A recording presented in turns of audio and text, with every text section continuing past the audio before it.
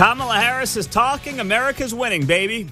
Good morning. Happy Monday. It is great to be back on KCMO 95.7 FM. We are streaming, as always, on the KCMO Talk Radio app. And we are under 30 days to go as we kick this week off until election 2024. November 5 is right around the corner. And Kamala Harris kicked off a slew of interviews that are set to highlight her week. And if you are Donald Trump and you are somebody who does not want to see Kamala Harris win this election, that is a very good thing. Because when Kamala Harris is talking, it usually doesn't make a lot of sense. There's not a lot of confidence that exudes from Kamala Harris. And that's true whether you're her biggest fangirl or boy, I suppose. They're still promoting the white dudes for Harris thing, aren't they? So I guess there's a handful of them out there. But you can tell that whatever she's saying is not being said with a tremendous amount of confidence. You can tell when you meet somebody for the first time. Some people are easygoing, relaxed, got a little confidence. They're not trying to impress you. Some people are trying too hard. Kamala Harris is not either of those. She's the person who deep down knows she's not all that impressive and doesn't really know what she's talking about. And you can tell in the way that she says the words, and by the way, the words that she says. It's evident. You watch her, whether it's in a serious sitting or in kind of a friendly sit-down interview that's more entertainment. Either way, she does not exude the confidence that you want out of your leader of the free world. So she's doing interviews here this week. Stephen Colbert, The Late Show, which has become nothing but propaganda for liberals. It's so sad what's happened to late night TV. It really is. Like, I don't mind making fun of conservatives. Trust me, that's very easy to do. But my goodness, it used to be, you go back to Leno and Letterman, those guys could make fun of all political figures. Stephen Colbert is just late night for woke libs. That's all the show is. So she's doing Colbert, which is, oh man, she's going to break out the cackle. The cackle's coming back for Colbert this week. You just wait. She's going to do Howard Stern this week. So I'm sure Stern will have his hazmat suit available since he doesn't come within. He's still social distancing, Howard Stern, in case you didn't know. He still lives in a bunker in fear of COVID, even though he's gotten like 17 vaccine boosters by now. And she also recently recorded the Call Her Daddy podcast, which is a very popular podcast. Mark, is it still done by Barstool Sports? Do they still own Call Her Daddy podcast or no? I would imagine so. I don't know 100%. Okay. Yeah. It started under the Barstool umbrella. She may have spun it out on her own, the host of that show. But either way, it's a very popular podcast for 18 to 24-year-old women. And don't discount it, by the way. It's a huge show. And then she also did 60 Minutes last night. And when I said Kamala Harris is somebody who does not exude confidence with her interviews, well, this is just a prime example of that when she gets asked about Israel. But it seems that Prime Minister Netanyahu is not listening. Well, Bill, the work that we have done has resulted in a number of movements in that region by Israel that were very much prompted by or a result of many things, including our advocacy for what needs to happen in the region.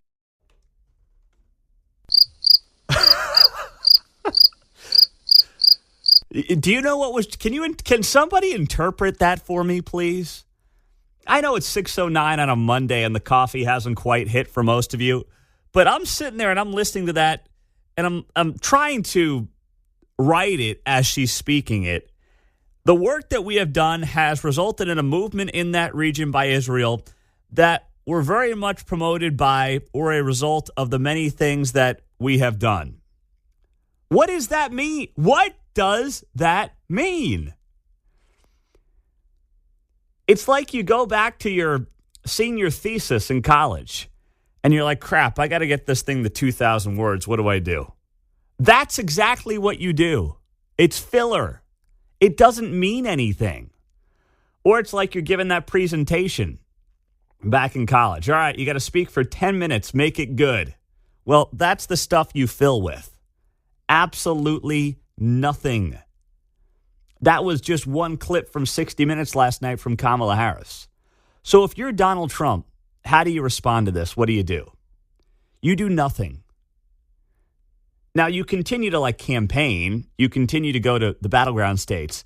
But does Donald Trump need to combat this with a 60 Minutes interview?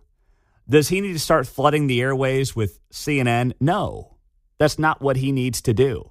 He does not need to go on adversarial mainstream media outlets and try to prove himself. What he needs to do is sit back and let the show unfold and hustle on the ground and make sure the campaign is firing on all cylinders. And also run a ton of advertising, of course, as much money as he can in those swing states. That's what Donald Trump needs to do. He does not need to go on his own media blitz. If he wants to pop on Fox and Friends and do a little phoner with his buddies over there, that's fine. I'm not opposed to that. But the answer for Trump is not to be like, well, I've got to go on a media blitz. No. The fact that Kamala Harris is going on a media blitz right now tells me that her campaign thinks she's behind and needs to do everything in its power to get her ahead, John. Yeah, well, as long as she doesn't resort to the speeches that are just like the verbiage on a Microsoft Office template, when you fill out for your resume.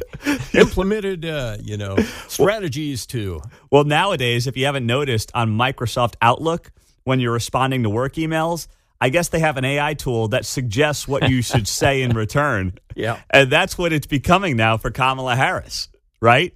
It's an AI tool suggesting what to write back in your work emails. That's basically what she's become. So this is good. Trump can sit back, smell the roses. I'm not suggesting it's still not a coin flip. I mean, last night I was at an event with Roger Marshall. We had an event for Johnson County Republicans at a golf club down in South OP. And he shared some numbers with us, some internal numbers, that suggests this thing is just as close as we all think it is. It was internal polling. I won't get into the details, but it showed that in Wisconsin, Pennsylvania, Michigan, Arizona, Nevada, I mean, it's cliche, but it is literally a coin flip. So it's close. But if you're Donald Trump and Donald Trump's campaign, here in the final 30 days, what do you want to be happening? You want your opponent to be talking. That is a good thing for you. If Kamala Harris is talking and explaining, that's a win for Donald Trump. Because as I've said really was the case in the last two elections, whoever this election becomes a referendum on, the other person wins. In 2016, it was about Hillary. In 2020, it was about Trump. In 2024, if it's Kamala explaining herself down the home stretch, if it's her trying to defend her stances on issues on the economy, on foreign policy, as we sit here on the 1-year anniversary of the horrific terrorist attack in Israel, if she's the one explaining policy, that's a win for Donald Trump. So it's a third straight week that Donald Trump finds himself with a leg up when compared to Kamala Harris, which has not been the case for a very long time. It's frankly the first stretch since he started facing Kamala Harris that he's had a run this good for this long. Can he keep it going? That is the biggest question right now. 913-408-7957. It's 6:14 on a Monday morning. We have some huge news we are announcing on this show. We'll get you the details on that, what's happening, and what you need to know. Some of you are guessing on social media. No one's gotten it right yet. I'll explain on 95.7 FM. We are about 2 hours and 15 minutes away from letting you know about a major lineup change we'll be announcing here on KCMO Talk Radio 95.7 FM. So the person who is going to be joining us at 8:35 is somebody that you will now be hearing with more regularity on KCMO Talk Radio. I threw out this tease last night on our social media pages, and between my Facebook page and the radio station Facebook page, we've got, 100 or 200 guesses on who you think that person is and what you think that role is going to be. And I'm just here to tell you that nobody has gotten it right. So a lot of good guesses, a lot of funny guesses, a lot of comedians, I would say, on our Facebook pages last night into early this morning. But just know of all the guesses, and there's dozens of different names that have been thrown out there and ideas that have been thrown out there, nobody has gotten it right. So just know that that announcement will come this morning at 8:35. The person whose voice will be a regular on KCMO Talk Radio will be joining me at 8:35 this morning. We are very much looking forward to this person being in the KCMO Talk Radio lineup and joining us and being a part of your daily drive home, because we all know you need some better options on your drive home. Let's be honest. I was listening and flipping around the dial, and I heard a talk show the other day in this town doing a segment on monarch butterflies coming through Kansas and Missouri. And I'm not kidding. And I sat there and I said to myself, oh my goodness, kill me now. Monarch butterflies or liberal NPR? We need to give this town a better option than that trash. So we are doing that, and it starts this morning. Well, it starts this afternoon, but you will find out about it this morning at 8:35 here on KCMO Talk Radio. So make sure you hang out for that. Whether you're on 95.7 FM, 710 AM, or, of course, you're streaming us, you want to be tuned in 2 hours and 10 minutes for this announcement. It is the first change we have had in afternoons on KCMO in this time slot since I've been here going on 7 years now. And this person will be a welcomed breath of fresh air. I'll leave it at that for now. Now, speaking of breaths of fresh air, Donald Trump had himself one of those over the weekend. So Trump goes to Butler County, Pennsylvania, the place of the first assassination attempt. Yeah, we have to say it that way now. The first assassination attempt, because there's been two. And take a listen to how Donald Trump opens up his speech in Butler County, Pennsylvania. This is as epic and open as it gets. He settles down the crowd. He calms down the crowd as much as he possibly can. And he opens up his speech saying this. Lee, thank you very much, really. And thank you, a very big thank you to Pennsylvania. We love Pennsylvania. And as I was saying,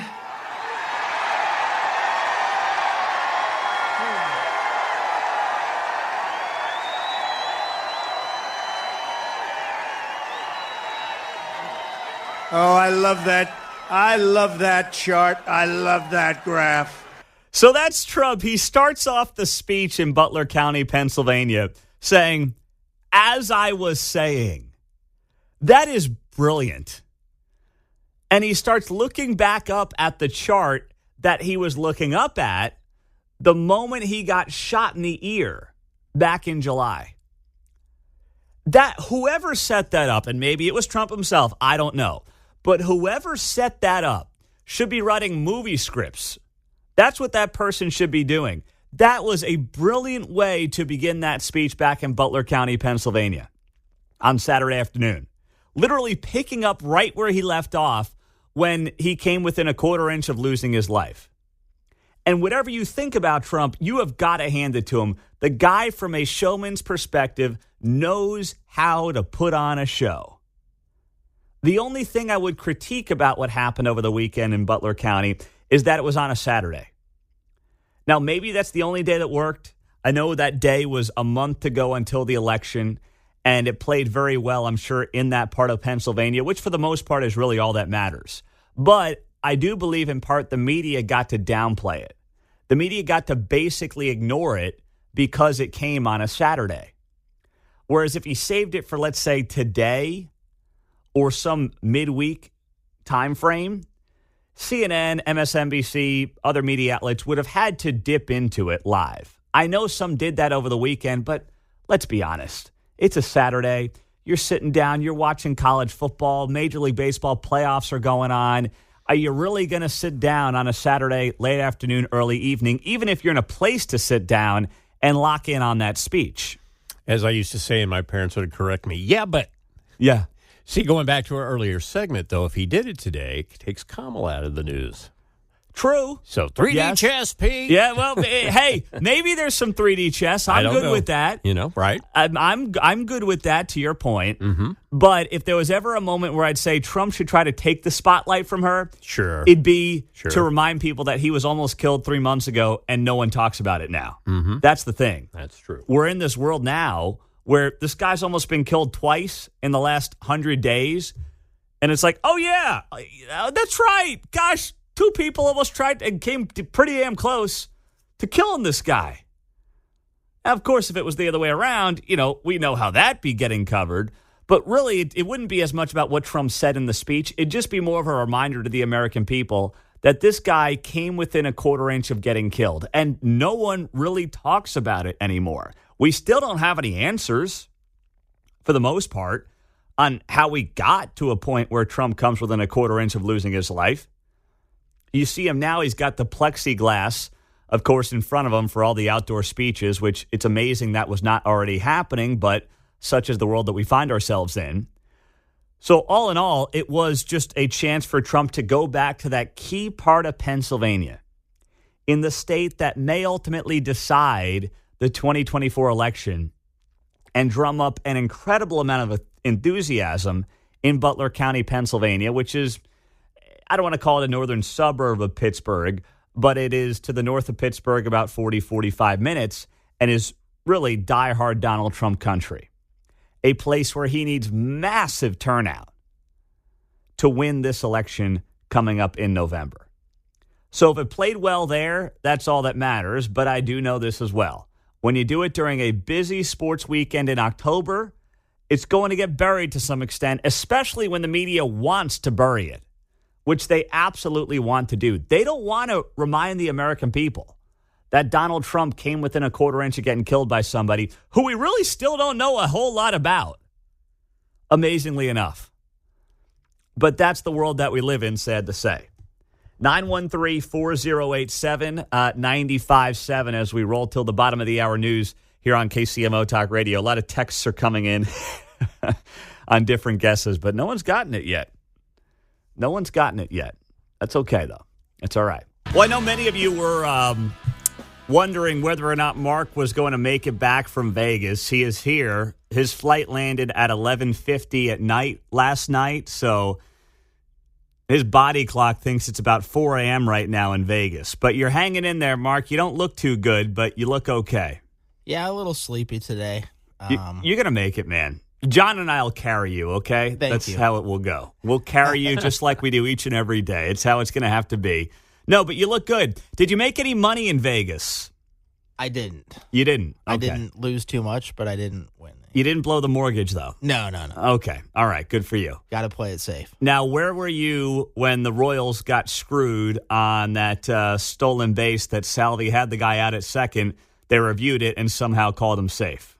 I was at the Circa. Oh, look at you. you. Pretty nice sports book there. Well, John and I were sitting on our respective couches. I don't know that for sure. I'm just assuming that, John. Is that a fair assumption? No, I have a recliner, but you're correct Okay. about the position.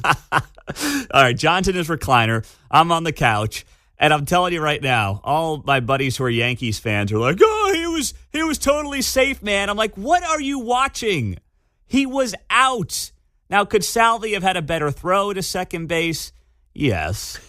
But he was out. He was out. I mean, my goodness. I'm not one of these like conspiracy theorist guys when it comes to sports and refs and umpires and stuff. Mm-hmm. But man, between the tight strike zone where they walked in a couple of batters that led the Yankee runs, and then that, I'm starting to wonder if MLB is not like, we can't have the Royals in the ALCS. We need the Yankees for the ratings. They go to New York for the reviews. Yeah. Exactly. Yes, exactly right. Mm-hmm. You tell it. Trust me, those are all Yankees fans Well, in they there. just say, we go down the street now. Yeah. Right? Same diff. Yeah, they're not coming to Kansas City for those. Even the Yankees fans around us thought he was out. Oh, really? Yeah, they were like, oh, man, we got lucky. So you were hanging out around Yankees fans in Vegas, and they all thought that he was out at second. And then the guy scores like one play later. That's what I mean. That was the game-winning run that I believe the umpires handed to the Yankees.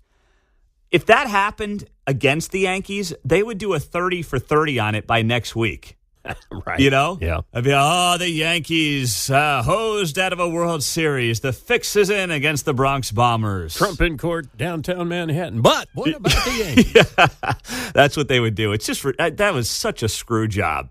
And it's getting attention here, but it's not getting attention broadly across the sports world, in part because baseball has taken such a backseat to football, but also because the New York media homers are not going to talk about how the Yankees got gifted at least one run in that game on Saturday night.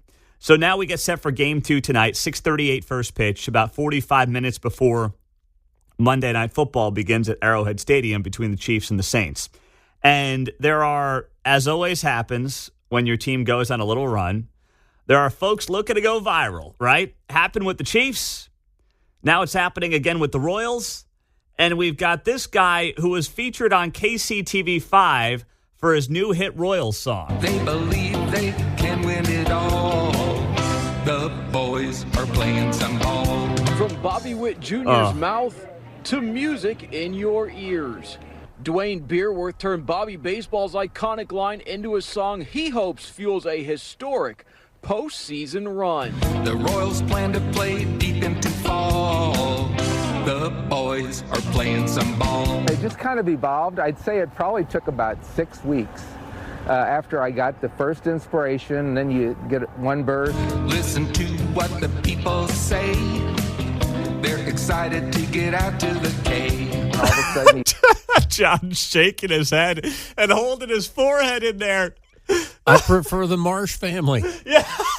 Help us, Kamala. I'm sorry. Oh, so There you're were not... harmonies in that song, at least, and some effort. Oh, that's the one time I wish we had video on this show. John just shaking his head in disappointment on a Monday. You're killing me. Dwayne Beerworth out of Blue Springs getting some love from KCTV5. It sounds like something Bill O'Reilly would cite in his morning update coming up at 7:15 on KCMO. It is a little basic. It's kind of like, I'm not sitting here in love with it. But it got him some local media attention, so I guess Mr. Dwayne Beerworth in Blue Springs is probably happy about that, if nothing else. But it is a little basic. Those boys are playing some ball. Thank you, Dwayne. They are. First pitch tonight at 6:38. You know, if you're going to go for the whole music parody thing, I'm much more of a fan of like that guy, Seth Erskines, who does the Colt parodies for the Indianapolis Colts. I like this guy. This is our Colts. This is our team. We bleed blue. This is our Colts. Whether win or lose, we love them. For the shoe, beat the Bengals. Let's cook them and eat their stripes. This is our team. Go Colts. You got to get the neigh in at the very end there. At least that guy, first off, playing off of Phil Wickham's hit song is pretty entertaining. And at least he's going for the parody and the comedy. I could appreciate that versus these boys are playing some ball. So that's just me. I like the comedy. I like the humor. Oh, and by the way, you can cross this name off your list. When we announce our new afternoon show coming up at 8:35 on KCMO, it's not Bill O'Reilly. All right, Bill's a busy guy. He's doing national TV all over the place. I could not convince him to do 2 hours or 3 hours of radio on KCMO. So Bill's a good friend, but he didn't have time for that, unfortunately. So it's not Bill O'Reilly, for those of you wondering. But that person who is going to be your new afternoon voice here on KCMO will join us in 1 hour and 10 minutes. So do not miss that right here on 95.7 FM. All right, so a rare win over the weekend for Saturday Night Live. I know. Talk about a bombshell. Can you believe it? SNL did something that was funny. It was funny, and they actually took a shot at the left and at Kamala Harris and Tim Walz. I was stunned when I saw the clip surfacing over the weekend at 3 a.m. as I'm feeding 7-month-old Charlotte, who for some reason just does not want to sleep past 3 o'clock in the morning, which is a tirade Tuesday for another day. But anyway, here it was. This is pretty good. I give credit where it's due. SNL, what they did here in this skit is they had Kamala Harris, not really Kamala Harris, but Maya Rudolph as Kamala Harris, sitting next to her husband, Doug Imhoff, and they're watching the VP debate, and they're basically watching Tim Walz completely fumble and mumble and bumble all over himself. And here's what their clip sounded like. Okay, he's out there. He's doing his thing, whatever that may be. Come on, just relax. You haven't had a night off in 3 months. Do you want to watch something less stressful like the Menendez Brothers show? I don't know, Dougie. I kind of wish I had picked Josh right now. Oh, Josh Shapiro? No, Josh. Cabernet. Look, Tim will be fine. It's not like he's going to say something crazy. I've become friends with school shooters. I mean, the guy see, here's the thing. There have been so many opportunities where you've said to yourself, could SNL just make fun of one stupid thing that Democrats say? Sure, you can make fun of Trump, and making fun of Trump is funny as well. I'm not denying that it's not.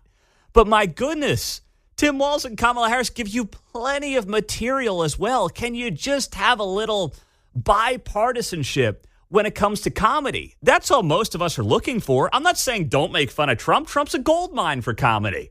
And Trump knows he's a gold mine for comedy. He can take it. But the left can't. That's why they don't do it. That's why they rarely knock their own. But if you weren't making fun of Tim Walz saying that last week, you just weren't doing your job. Senator, thank you. Governor, you previously opposed an assault weapons ban, but it's only later in your political career did you change your position. Why? Yeah, I sat in that office with those Sandy Hook parents. I've become friends with school shooters. I've seen it. Look, the NRA, I was an NRA guy for a long time. They used to teach gun safety. I mean, I understand misspeaking. I talk off the cuff 4 hours every single day. But saying you are friends with school shooters is one of the all-time American political blunders in debate history. And to not goof on that would have been a disservice even to the SNL audience, and we know which way they lean. And I also got a kick out of Kamala Harris's red wine reference there, because I know that we've got a bottle of that Josh red wine sitting on our countertop somewhere right now. I don't think it's been tapped yet, but it's only 7:25 on a Monday morning, so I'll have to check in during the next commercial break. It really depends how the kids are starting off this week. Who knows? But either way, you look at the weekend that was for Tim Walz, and you don't only have SNL giving him some crap. You've got CNN doing that with this report that they dropped over the weekend on COVID fraud in Minnesota during Tim Walz's time as governor. While national voters may just be learning about Coach Walz and his affection for football and home improvement, here in Minnesota, the news has been more critical, especially around the way Walz's administration handled financial scandals. At least 16 reports critical of specific state agencies for allowing alleged fraud, waste, or mismanagement during Walz's 6 years as governor have been published by Minnesota's independent auditor. He is the executive body in charge, right? And can you blame him individually for each individual thing? No, but he took absolutely no action to change the outcome. There was nobody that was terminated because of the failures of those agencies. Lisa Damath is a Republican minority leader in the Minnesota State Legislature. We have an issue of fraud here in the state of Minnesota, that we have $500 million in known fraud under Governor Walz's time in office. And you're talking about Feeding Our Future. That's one of them, yeah. Feeding Our Future, a program overseen by Minnesota's Department of Education, was the single largest COVID-19 fraud scheme in the nation, according to the Department of Justice. Nearly $250 million in federal tax dollars was supposed to go to feeding children in need. Instead, dozens of people involved in the scheme stole the money, buying houses, luxury cars, and a suburban bar and restaurant, according to a federal indictment. At the time, Governor Walz defended his administration. We caught this fraud. We caught it very early. We alerted the right people. This past June, the state legislative auditor's investigation found that the Minnesota Department of Education's actions and inactions created opportunities for fraud. $250 million in fraud. And you know what stood out to me in that package from CNN? Nobody was terminated. Sounds a lot like Jackson County here, does it not, on the property tax debacle? They just never want to fire people or hold bureaucrats accountable. And it's beyond infuriating and bizarre to me. Nobody's guessed it right yet on our social media pages. There have been hundreds of guesses on the KCMO Talk Radio Facebook page and on my Pete Mundo on KCMO Talk Radio Facebook page of people guessing what show we are launching here this afternoon on 95.7 FM. And hundreds of guesses, and no one's gotten it yet. So we'll see. If someone gets it right, I'll tell you somebody got it right. But of all the guesses, no one's got it. But we will tell you who that person is. That person will join the show this morning at 8:35 on KCMO. So 30 minutes away on 95.7 FM. Stay tuned for that. It will actually give you something worth listening to on your drive home versus cat stuck in tree, what do we do to get it out, and NPR trash. So it's going to be a great change for this radio station, and we're looking forward to announcing that in a half hour. It'll be a lot of fun. In the meantime, I want to get a feel from you on this. Tony's Kansas City had this story that dropped yesterday, and it was a little inside baseball, no pun intended, on the future of the Royals and the Chiefs and how they could stay in the Metro but not be in Kansas City, Missouri, or Jackson County. And that's because this new rumor includes a potential move and partnership, most importantly, between Clay County and Platte County. Tony's Kansas City reports here, in the quiet corners of Platte and Clay counties, a tantalizing rumor has begun to swirl. Local leaders are reportedly crafting an ambitious plan to rejuvenate the region's sports landscape with a joint sales tax, somewhere around half a cent, aimed at financing not only a new stadium for the Royals in North Kansas City, but also a cutting-edge training facility for the Chiefs in Parkville along I-435.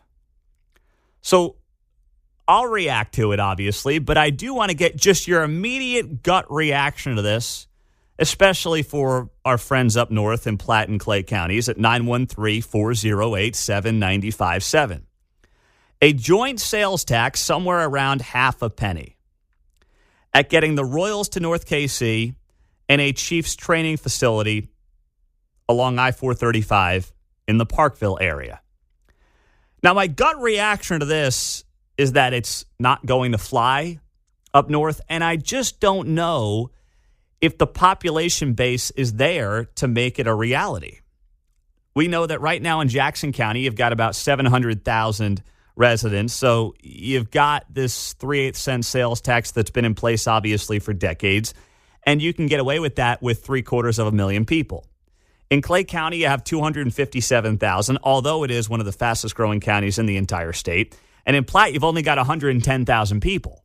So combined, you're only at about half of where Jackson County is when you put the populations of Platte and Clay counties together. We should call it just Clay County, right? Just make it easy.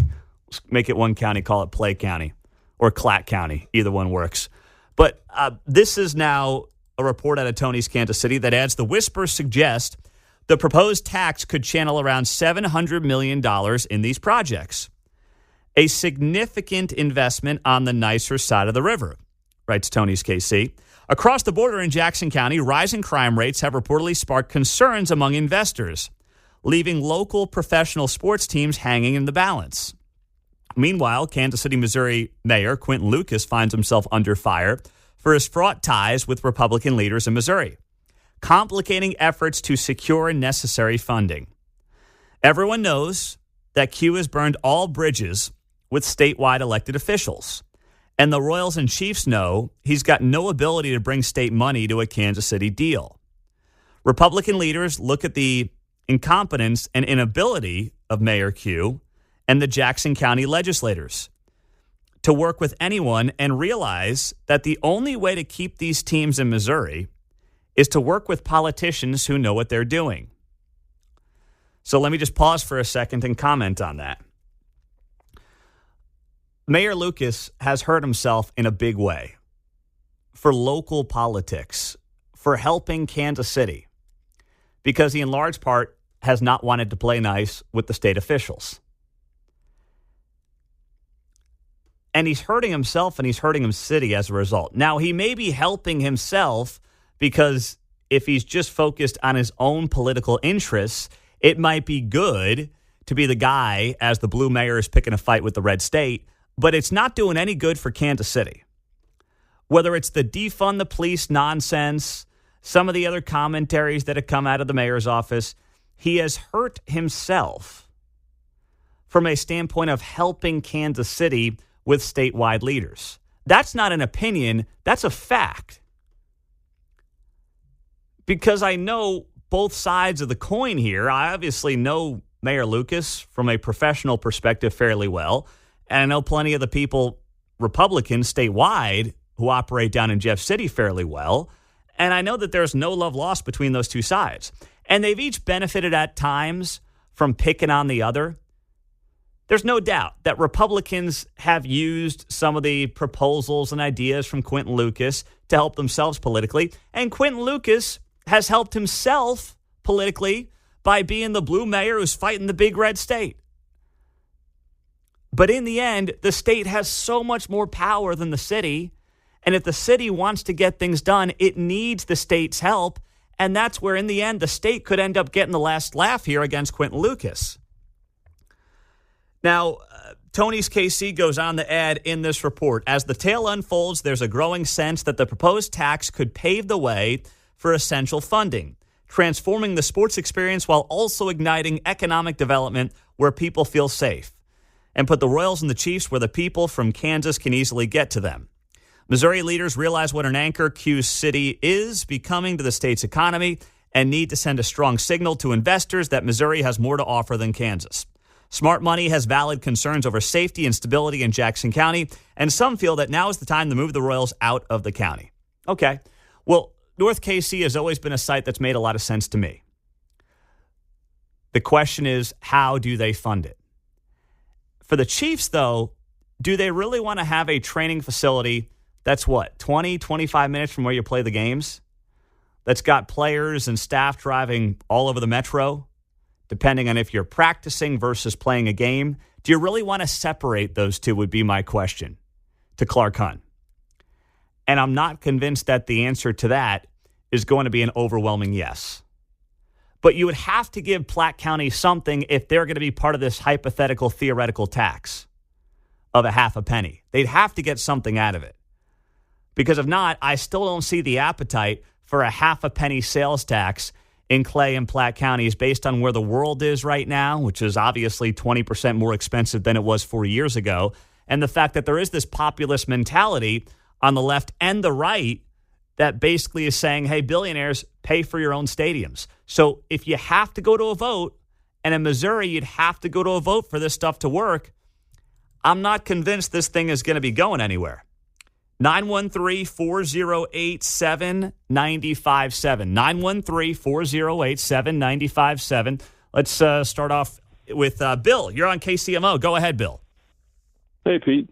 The area north of the river is a hotbed for youth baseball, and all the way from, Smithville, Liberty, Kearney, all that area, and there's more games go on there, and we can't even get the Royals games on television up here because of Valley. And I think moving to the north is a real smart thing, especially the safety issues, the tax issues, and I think people will welcome it. Well, they don't want it in Kansas. And about the Chiefs, I don't understand if the Chiefs are getting Royal Stadium, why do they need to go up to Parkville to build their training facility? They got the ground right there. Yeah, great point there, Bill. Thank you very much. No, you're right. I talked to a lot of people up north, and there's certainly a big youth baseball scene up there. There is around the metro, but certainly it seems like, just based on my anecdotal conversations, it's pretty hot and heavy up north. And I do think you could get people from the Kansas side of the state line to go up north. 913-408-7957. Pete Mundo at 8:15 on KCMO. You will hear from the new afternoon host in 20 minutes on 95.7 FM and streaming on the iHeart app. Well, the Royals getting set, of course, to continue the ALDS tonight against the Yankees. They'll be back for Game 3 on Wednesday. Ticket prices are astronomical for that Game 3. I saw, the get-in price is over $200 for the Royals. They're more expensive for Game 3 here in Kansas City than they've been for the first 2 games in New York, just based on get-in price. Get-in price for tonight's Yankees game, or the game in New York, Yankees-Royals, is $81. That's not bad. All right, the get-in price is coming down a little bit for the Yankees game on Wednesday here in Kansas City. It's $161, but it's double the price here than it is in New York tonight. So you might be able to get yourself a cheap flight and actually save money by going to the game in the Bronx, John. I'm just saying, you fly in to LaGuardia, hop in an Uber. That's how we got Italian Delight here in town. That's the story. You know that, right? No, I don't. Really? They're right there in Mission when we were there all right the time, by the old right? studios. Right. The guy came to town back in the late 70s. Is that right? With the Royals-Yankees series. New York guy. So that's why it's legit Italian food there, it's right? good. Very good. And, he came here, kind of liked the town, decided to stay because, wasn't like New York. People were like, hey, pardon me, excuse me. Not like New York where it's like, what are you looking at? Yeah, well, yeah. And the only hand signals are the middle finger, which, by the way, I used for the first time in my 7 years here in Kansas City the other day. Yeah. I just got, Mine's spring-loaded, buddy. It'll just pop right up. Yeah, I broke out the double bird. I was having a bad day. Yeah. I'm trying to merge on the K10. This guy's being a turd. Yeah, people are turds in this town. Well, it's just like, come on. It's traffic, too. It's like rush hour. I'm trying to merge on the K10 off 435, and he's not letting me in. So I go in behind him. He throws his hands up at me, and I just gave him the double salute. I was just fed up, and I hadn't done that since I left for here almost 7 years ago. These double lane exits, for Antioch, Knoll, and Row and stuff here, you think they're great, but when I'm coming down from Antioch to get on to go ahead back to Grandview, these bozos are going 80 miles an hour in those lanes that are dedicated for the exit. I'm like, where do you think you're going? I know. It's bad, man. You're right. You're absolutely right. And I'm not proud of that moment. I admit it was a moment of weakness, but such is life, okay? We're all flawed individuals. As long as you ruin that guy's day, what the heck? Yeah, exactly. Then he got off at the same exit of me, and I'm like, oh, no, this is going to be like a nightly news hit. Something, a radio host, Something happens to Radio Man in Kansas on whatever that was, Wednesday afternoon. It's like, I'm Larry Moore with the details. Here's John Anthony. Anyway, thankfully, nothing came out of it. But, it happened. It is what it is. I'm not proud of it, but I'm sharing it with you here on KCMO. We'll announce our new afternoon host in 10 minutes. Don't miss that. In the meantime, Tony's Kansas City had the report over the weekend. With the Royals getting set for Game 2 tonight, Clay and Platte counties may try to come together on a joint sales tax to get the Royals up north to North KC and a Chiefs training facility up to the Parkville area. Mark's in Independence. He's first up at 913-408-7957. Mark, what's up, buddy? Hey, real quick, living in Independence, Eastern Jackson County, I'm so disappointed. I've never heard one politician of either party talk about how they drove around the stadium and how even some simple things could improve that area, such as paint the dead gum steel bridge over there red and white, develop the area between Royal Stadium and the highway, kind of clean that up. And then last but not least, it's ironic. On Chiefs game day, the blight that's created by people parking in the yards for discounted rates. I mean, I've not yet heard a politician with that higher sense of awareness, and I'm just very disappointed and frustrated. Mark, here's the thing, and this is just it's an unfortunate reality all over the country. You go to most NFL stadiums. Most, not all, but most. And you look around the immediate areas of the stadium, and it's not the Taj Mahal, to put it politely. Because who the hell wants to live there? Let's just be honest. Who wants to live? Do you want to live a block away from 2 blocks away off, some of those streets over by Arrowhead and the K? No. And I'm not saying if you live there that, you should be ashamed or disappointed or anything like that. But the reality is most people don't want to live next to an NFL stadium or near NFL stadium because of the headaches that it ultimately causes. So this notion that the government could create something near the stadiums or it could help fix up areas near the stadiums, I'm sorry, I don't buy it. If developers haven't wanted to do it, if the free market hasn't wanted to do it, then why should the government bother anyway? Why, even if our legislators said, hey, we have this great idea, we're going to build this thing. You go to games, I go to games. What do you want to do when the game ends? Get home as fast as possible. That's what you want to do. You want to get in bed. You want to get on your couch. You want to use your own toilet. You want to take a shower. You want to get out of there and get home as quickly as possible. Maybe you stop for a bite to eat. But even if you're going to stop for a bite to eat, you want to get out of the general vicinity of the stadium, right?